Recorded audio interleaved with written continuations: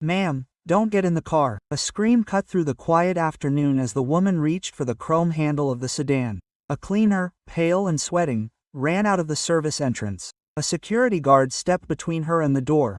"Lock it down and call the police." Let me know in the comments where you're watching this story from, because sometimes a second can make all the difference.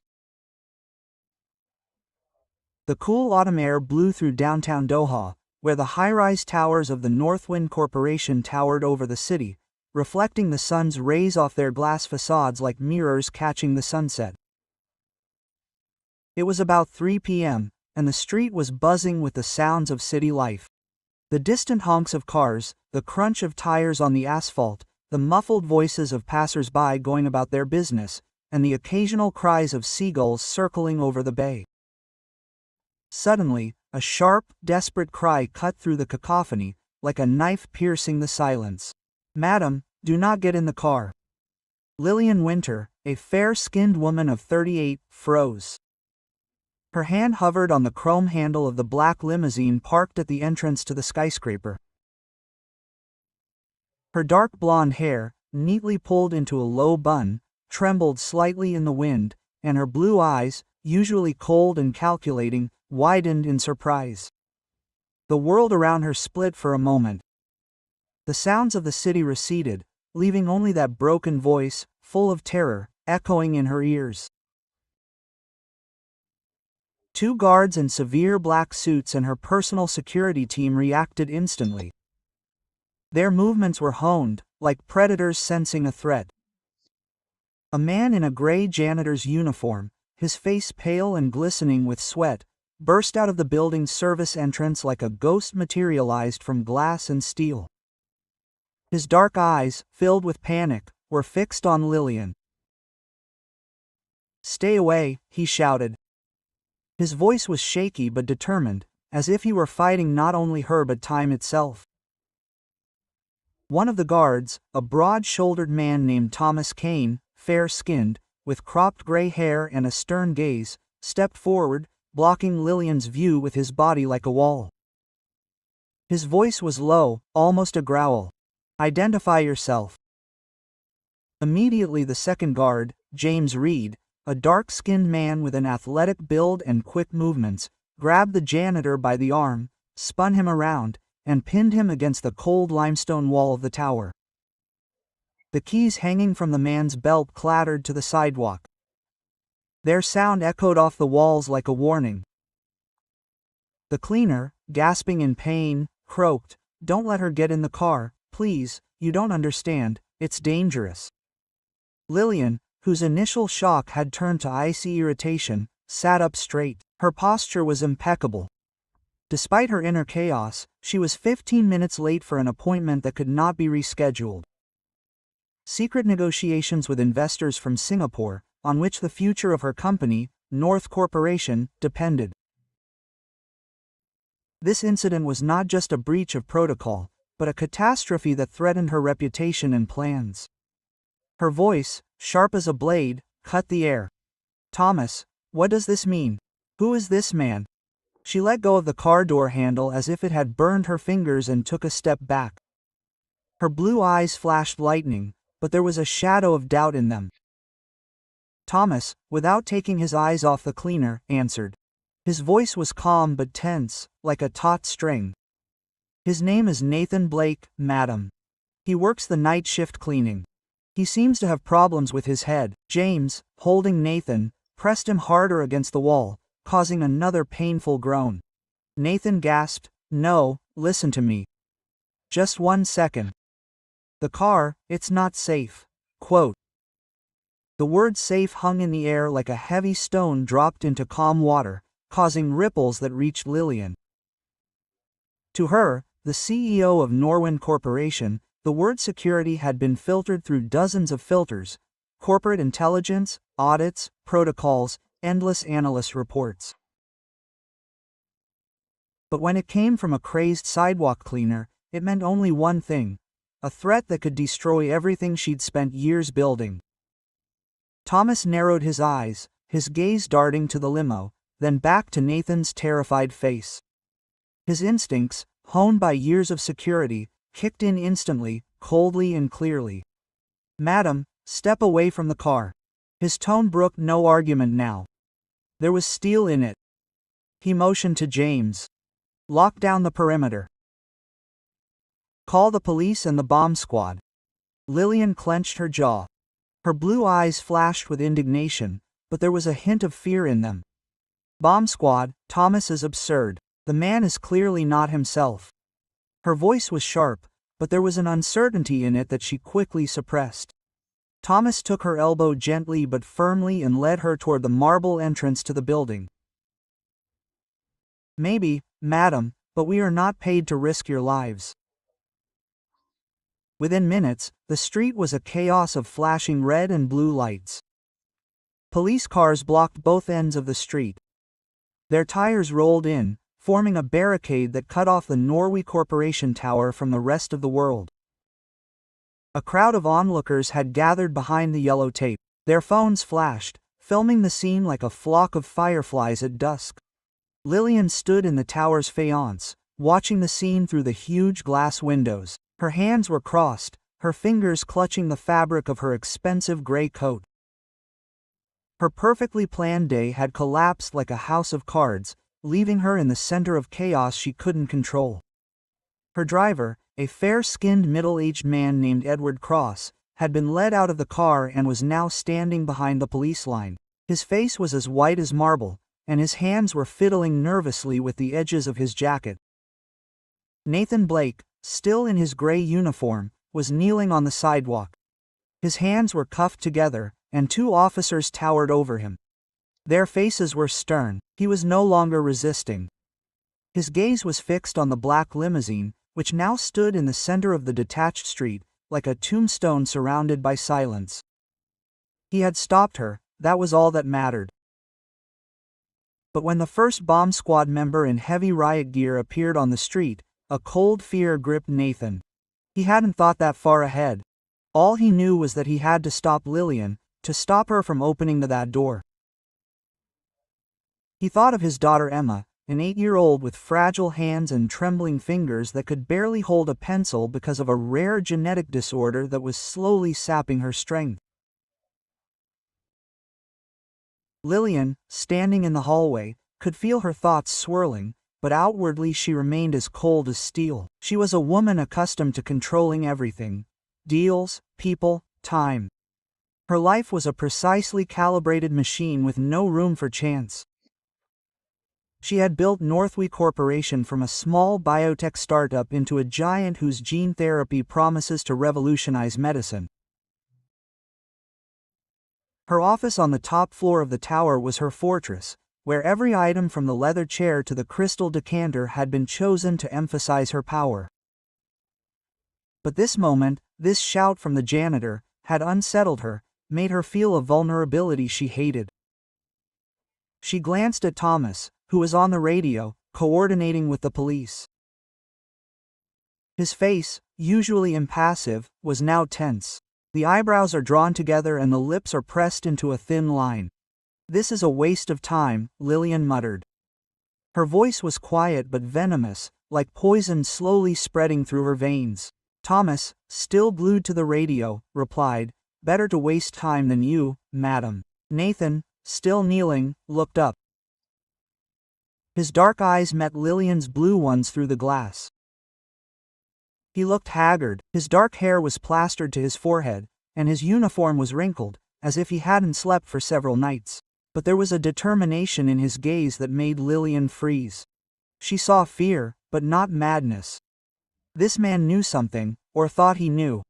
She looked away, her lips pressed into a thin line, and her fingers tightened in the fabric of her coat. She couldn't allow herself to believe it. Her world was built on facts, on data, on reports, not on the instincts of some janitor. But somewhere deep inside, in the part that she had long ago learned to suppress, a stirring of doubt. As the bomb squad began to examine the car, Nathan spoke. His voice was hoarse but insistent. "I heard them in the basement 2 days ago. They were talking about the car, about how it should not reach its destination." One of the officers, a dark-skinned man with a tired face and deep wrinkles, leaned toward him. "Who are they? Give me their names." Nathan shook his head. His eyes were filled with despair. I don't know, I was cleaning the hallway. They were outside the door, the voices. One was deep, with an accent, maybe European. They mentioned her name. Lillian Winter. The officer wrote down his words in his notebook, but his eyes were full of skepticism, as if he had heard such stories too often. Nathan lowered his head, his shoulders shaking. He knew how it sounded. He was a nobody, a janitor, an invisible man whom no one noticed until he disturbed the order, but he could not remain silent, not for Emma's sake. Foy Lillian listened as Thomas relayed Nathan's words to her. Her face remained impassive, but inside she felt something tighten, as if an invisible hand were squeezing her heart. Threats were a part of her life, the price of leadership in an industry where billions of dollars depended on one patent, one successful deal. She received anonymous letters, calls, even hints from competitors. But all of it was abstract, distant. This case, however, was too personal, too close.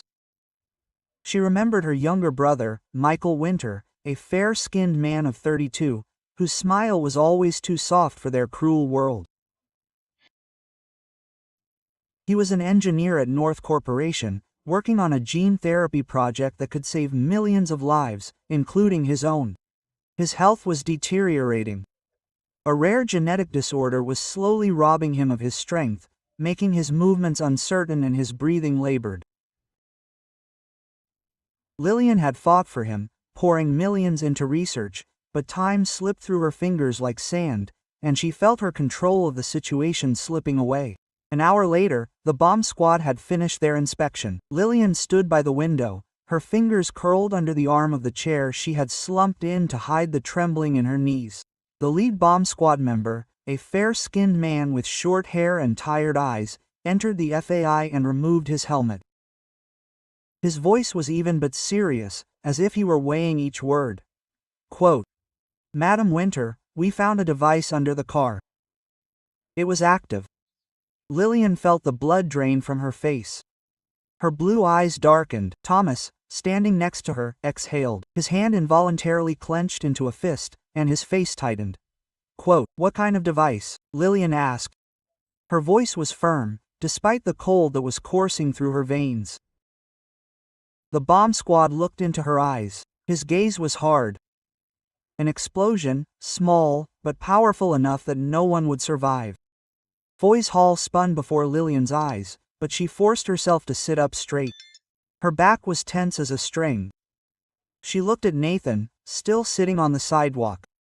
His head was down, but he didn't look like a criminal.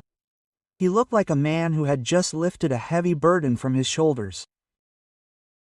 She turned to Thomas. Her voice was quiet but firm. "Bring him here. I want to talk." Thomas frowned. His brows drew together, but he nodded. His hand touched the radio. A few minutes later, Nathan was led into the foyer. His handcuffs were removed, but two officers stood nearby. Their hands were at the ready to intervene. Lillian stepped toward him. Her blue eyes searched his face, as if searching for answers in every wrinkle, in every movement of his eyes. "Why?" she asked. Her voice was quiet, but sharp as a scalpel. "Why did you do this? You could have just left, kept quiet." Quote, Nathan looked at him, his dark eyes full of pain, but there was no fear in them. "My daughter Emma," he said. His voice trembled, but was full of determination. "She has the same disease as your brother. I heard about your research at North Corporation. I knew that if you were gone, the project would stop. I couldn't let that happen, not for her sake." His words were simple, but they struck Lillian like lightning, freezing her. She knew about Michael's illness, but she never thought that someone like Nathan the janitor, a man she'd never noticed, could be connected to her world, to her struggle. Lillian took a step back. Her blue eyes softened, but her voice remained firm. "You could be wrong, you could be making this all up.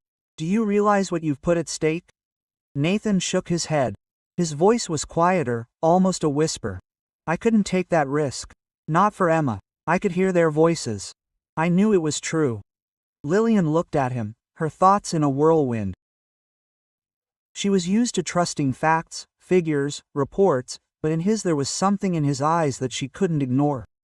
A sincerity that was stronger than her skepticism. The next weeks were a whirlwind. The police launched an investigation, but the voices Nathan heard remained faceless. Lillian tightened her security. Her life became even more closed, her schedule even more strict. She moved between the office and home, watched by Thomas and James, whose eyes were now even more attentive. But her thoughts kept returning to Nathan. She requested his personnel file. Age 35, widower, single mother of one daughter. Emma Blake, age 8. Diagnosis: rare genetic disorder, same as Michael. Lillian met Michael in his office on the 32nd floor of the Norwind Corporation Tower. His office was more modest than hers, with a wooden desk covered with blueprints and scientific journals and a window overlooking the bay. Michael, despite his weakness, was still working on the gene therapy project. His blonde hair was disheveled, and her blue eyes, so similar to hers, were full of tired determination. Quote, "Do you really want to help this man?" he asked. His voice was soft, but there was a hint of doubt as he put his pencil down and looked at his sister. Lillian nodded. Her fingers tightened on the edge of his desk. "He saved my life, and maybe yours. I can't just forget that."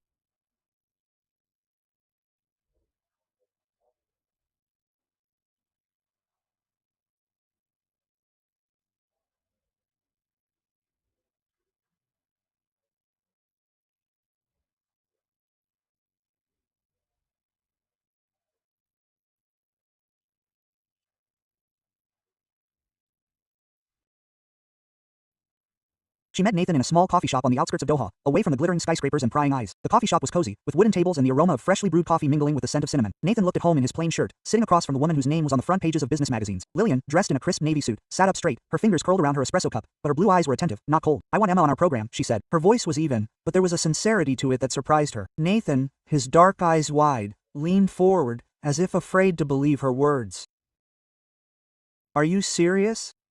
he asked, his voice shaking with hope. Lillian nodded. "But I want the truth. Everything you heard."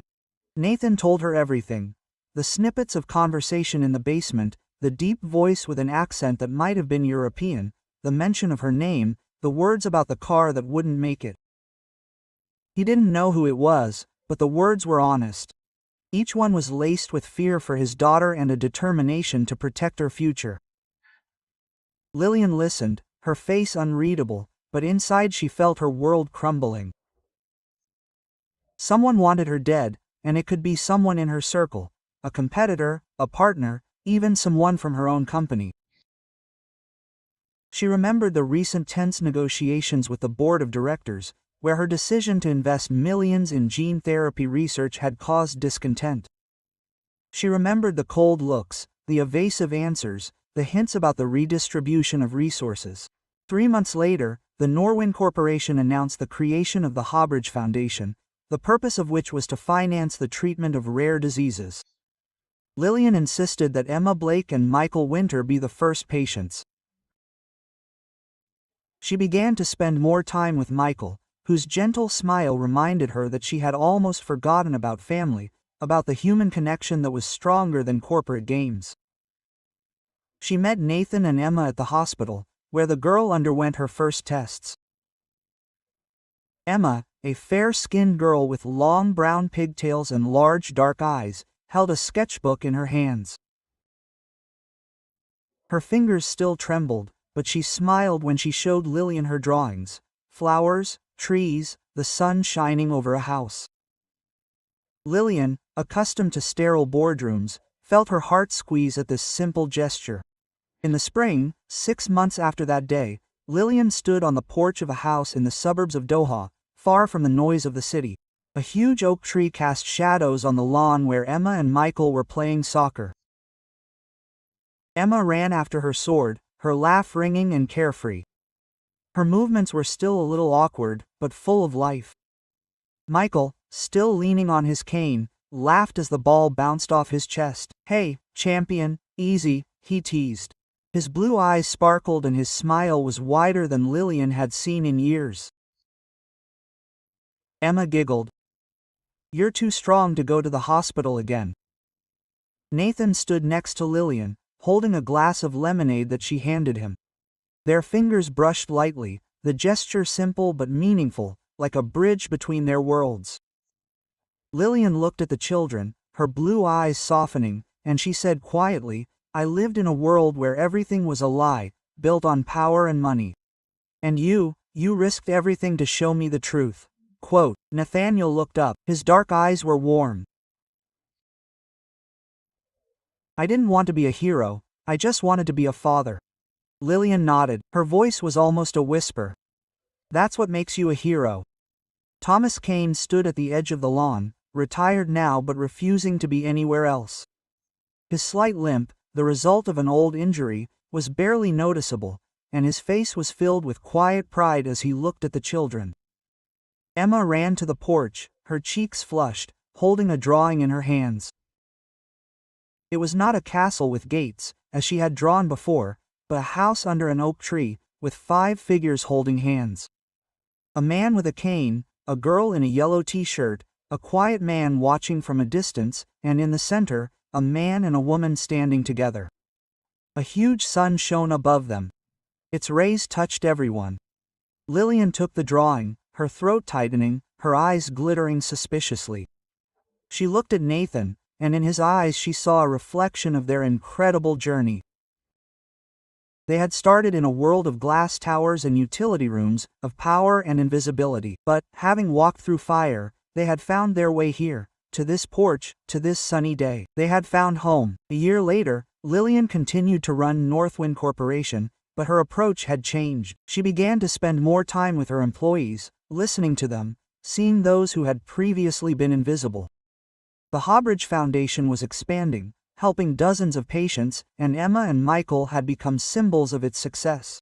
Lillian sometimes visited the suburbs, where Nathan and Emma now lived in a small house she had helped them buy. They sat on the porch, drinking lemonade and watching Emma paint new pictures. Not castles, but fields, rivers, skies. Michael, whose health was slowly improving thanks to therapy, joined them. His cane was more of a habit than a necessity now. One evening, as the sun was setting, painting the sky gold and pink, Lillian stood on the porch and watched Emma play with her sword. Nathan, sitting next to her, said quietly, I never thought I'd see her like this. Thank you. Lillian shook her head. Her blue eyes were warm. You saved us all. They fell silent, their eyes meeting.